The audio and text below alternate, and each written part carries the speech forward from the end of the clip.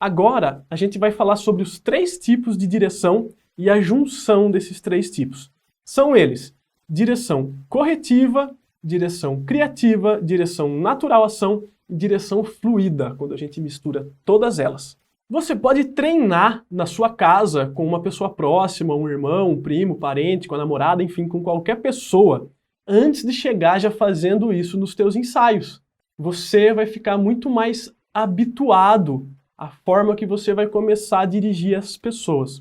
Mas, Fábio, eu tenho que usar isso dessa forma, eu tenho que fazer exatamente como você disse? Não.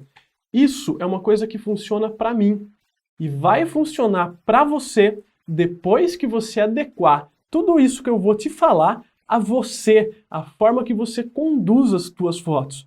Mas ninguém gosta de fotógrafo sério que fica dando os comandos. Coloque a sua mão ali, coloque a sua mão aqui, faça isso. Não, gente. A gente tem que sempre fazer essa comunicação com a nossa voz, com a nossa dinâmica vocal empolgante. A gente tem que controlar o tom, às vezes falar mais baixo, às vezes falar mais alto e com mais ânimo, dependendo do que a gente quer extrair da nossa cliente. Vamos falar aqui agora da direção corretiva. Assim como os 3 tipos de comunicação, os 3 tipos de direção, eles vão andar sempre de mãos dadas. Às vezes eu estou usando a natural ação com a corretiva, às vezes eu estou usando a natural ação com a criativa, às vezes começa na corretiva, vai para a criativa, e às vezes, na maior parte do tempo, a direção é fluida. Eu não fico falando para cliente, por exemplo, olha, agora a gente vai fazer direção criativa, agora a gente vai fazer direção corretiva.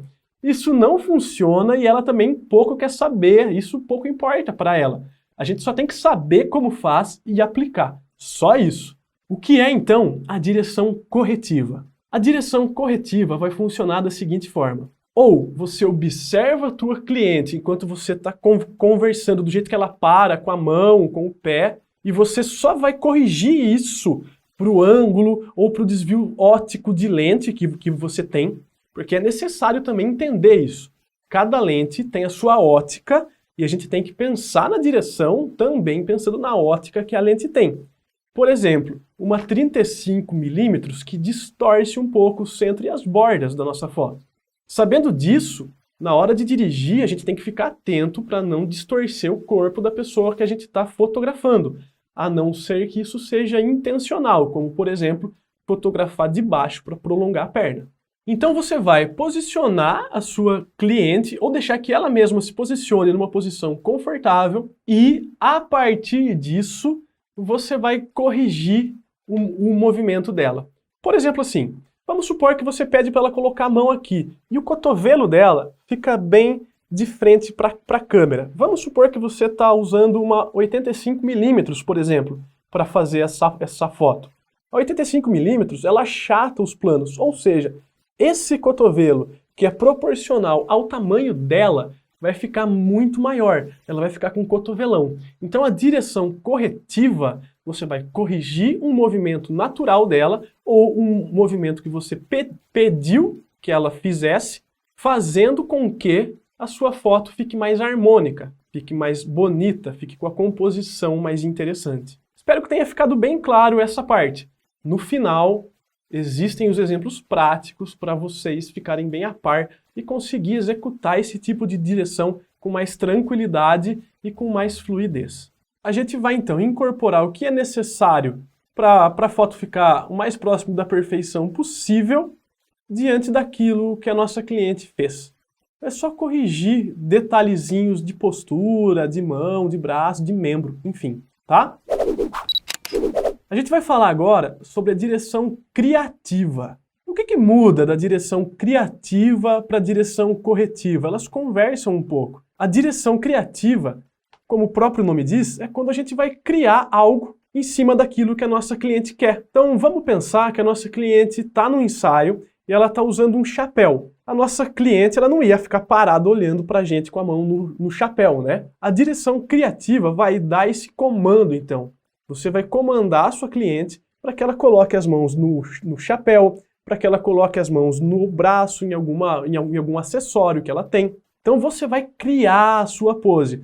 Vamos pensar que a gente está fazendo um trabalho de moda, onde a marca ela precisa mostrar a mulher de uma forma mais poderosa. Então a gente vai colocar uma mão aqui, vai jogar tronco, vai deixar ela com o queixo mais para cima, né? Dessa forma a gente vai começar a criar poses então. Ou então se o estilo da nossa cliente pede isso. É isso que a direção criativa vai fazer. E os comandos que a gente vai usar, tanto na comunicação visual, gestual e verbal, são bem simples. Por exemplo, se eu pedir para alguém levantar a cabeça, a pessoa pode tentar levantar a cabeça de duas formas. Pode ser assim e assim. Isso é confuso. Então, a comunicação ela deve pedir coisas simples, como levantar o queixo. A única forma de levantar o queixo é essa. É a nossa cliente colocando o queixo para cima. A única forma de eu pedir para ela mexer o ombro dela é eu pedir para ela, lembrando de esse e aquele ombro, que a gente já conversou isso antes. Então a gente vai pedir, por exemplo, para a nossa cliente movimentar um dos ombros dela. Por exemplo, esse ombro aqui está mais perto da câmera, né? Então ele é esse ombro. Então eu posso muito bem chegar para a cliente e pedir da seguinte forma: traz um pouquinho o seu ombro para dentro do teu corpo. Então, bem simples, ela simplesmente pega esse ombro e traz ele para dentro do corpo. Uma outra técnica que funciona muito na direção é a técnica da cordinha. Você vai pedir para a tua cliente ficar parada na tua frente. Aí você vai contar para ela que ela é um tipo de um fantoche, que tem uma cordinha na sua mão e amarrada no ombro dela. Se você puxa a cordinha, o ombro dela vai. Se você solta a cordinha, o ombro dela volta. Se você puxa a cordinha para cima, o ombro dela sobe. Se você puxa a cordinha para baixo, o ombro dela desce. Faz esse teste com alguém na sua casa na hora que acabar essa aula. Você vai se impressionar e vocês vão rir muito. Dessa forma, é impossível a pessoa que você está fotografando não entender seus comandos. Além de que você pode criar muita coisa em cima disso. Uma outra forma ainda que a gente tem para fazer essa direção criativa acontecer, vamos imaginar a seguinte coisa. Uma pessoa com o queixo para cima é uma pessoa forte, firme, decidida. Uma pessoa com o queixo para baixo é uma pessoa mais meiga, é uma pessoa mais romântica, vamos pensar dessa forma. Uma pessoa com o queixo para baixo, o rosto meio de lado e o olho baixo, é uma postura ainda mais fina, é uma postura ainda mais romântica, mais leve, vamos pensar assim. E como que a gente controla o ângulo do rosto que a pessoa vira? Imagina que você vai pegar no rosto da pessoa que você está fotografando e virando ele, dessa forma aqui, certo? Mas como a gente não toca na pessoa que a gente fotografa, a gente vai simplesmente contar para a pessoa. Imagina que eu estou segurando no teu rosto aqui. Se eu viro a minha mão para cá, você automaticamente vira a sua cabeça. Se eu viro minha mão para cá, você automaticamente vira a sua cabeça para o outro lado. Uma outra forma ainda de dirigir rosto é da seguinte maneira. A gente tem dois movimentos com o nosso rosto. É inclinação e é rotação. Se eu quero que a minha cliente vire o rosto dela, eu deixo a minha mão e peço para ela seguir com o nariz a minha mão. Por exemplo, ela aponta o nariz aqui para a minha mão e conforme eu mexo a mão, ela vai acompanhando junto com o rosto dela. Depois, para eu controlar a bolinha do olho, eu fecho a mão, eu deixo apenas o dedo levantado e com o dedo eu aponto aonde eu quero que ela coloque a bolinha do olho dela.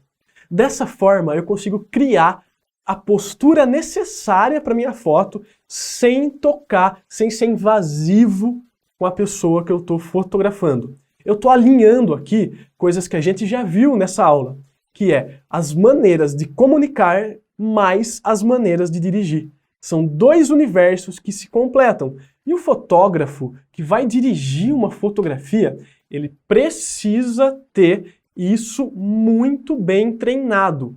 Tem que saber comunicar, tem que saber explicar e tem que saber usar os gestos para criar. E agora aqui eu vou apresentar para vocês a direção natural ação. É com esse tipo de direção que a gente vai conseguir fotos como essa,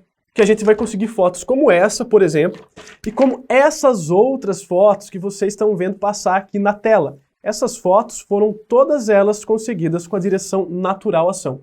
Lembrando que eu não fico na minha cabeça dentro do ensaio pensando qual é o tipo de direção que eu vou usar. Eu apenas tenho que saber que existem esses tipos de direção para eu aplicar mesclando todos eles na hora de dirigir. A direção natural-ação é o mesmo tipo de direção que é usado no cinema, por exemplo, em série, em novela. É o tipo de direção que é usado para vídeo. A gente vai pedir para a pessoa atuar, como se aquilo fosse um filme. Então, por exemplo, assim, eu posso pedir, a exemplo desse ensaio que a gente vai ver aqui, para a pessoa tirar o chapéu e acenar para alguém que está na rua, lá embaixo. É um exemplo de direção natural-ação. Essa pessoa vai fazer isso do jeito dela. A gente vai incorporar a direção natural-ação, a direção corretiva, onde a gente vai simplesmente corrigir na próxima foto o movimento dela. Então a gente vai imaginar ações. Por exemplo, vamos imaginar que eu estou fotografando alguém aqui nessa mesa, sentado aqui como eu estou. Então eu vou pedir para a pessoa, por exemplo, pegar a câmera, apontar a câmera e me fotografar. Feito isso, eu vou fotografar todas as etapas do movimento dela. Eu vou ter em torno de 5, 6, 7 fotos dessa ação. Uma dessas fotos vai ser a foto que eu vou usar. Vai ser a foto que vai resumir toda essa ação de tirar a câmera daqui, empunhar, colocar nos olhos e fotografar. Isso a gente pode fazer de diversas formas. A gente pode fazer com pulo, com salto, balançando cabelo, dando cambalhota.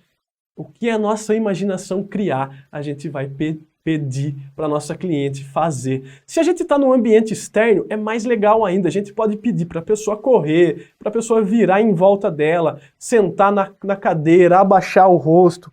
A gente vai criar uma ação. Se for necessário, a gente vai fazer a ação antes, mostrar para ela como que é e deixar bem claro que ela tem que fazer do jeito dela, não é para me imitar nem imitar qualquer outro conteúdo referencial já usado.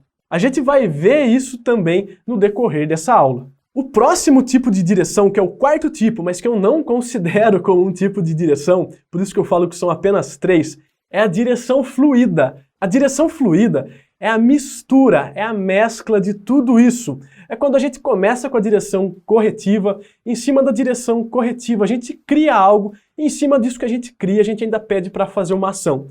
Não necessariamente nessa ordem, mas a gente vai ver muitos exemplos a seguir ainda.